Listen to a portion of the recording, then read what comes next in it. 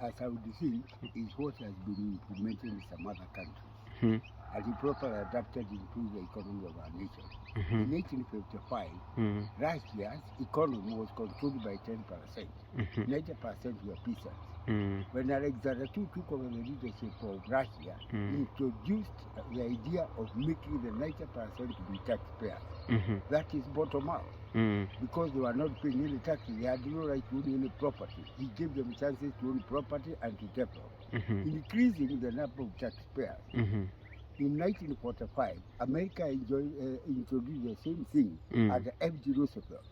After the Second World War, when the Americans had misused, overused their income, resulting to the closure of companies, banks, and post offices. To create employment to Americans and to improve the economy, the policy introduced by F.D. Roosevelt was of trying to divide the closed factories and companies, increasing labor force. After increasing labor force, increased people to pay taxes.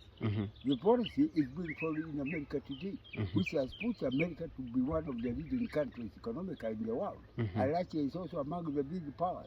So in Kenya, the bottom-up policy is having the idea of making more Kenyans to be taxpayers instead of becoming tax consumers.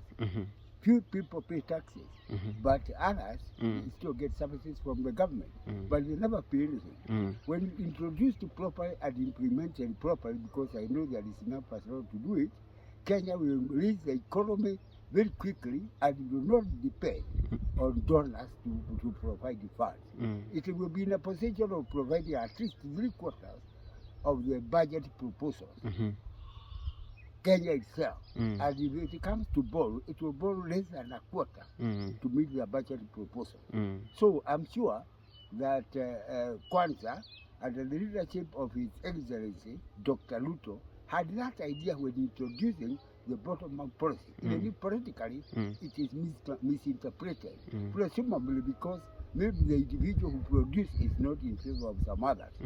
But after overcoming the situation of political campaigns and so forth, if Kwanzaa takes over the government, I'm sure under the present leadership, led by Dr. Ruto, his deputy president, Rigathi, somebody like Bibi Nyoro, and many others, there are people who are very well informed of those problems being encountered by our ordinary people. Majority of the Kenyans live at the average normal life expectation, and when promoted economically, whether farmers, businessmen, and so forth, the economy of Kenya would improve just like other countries.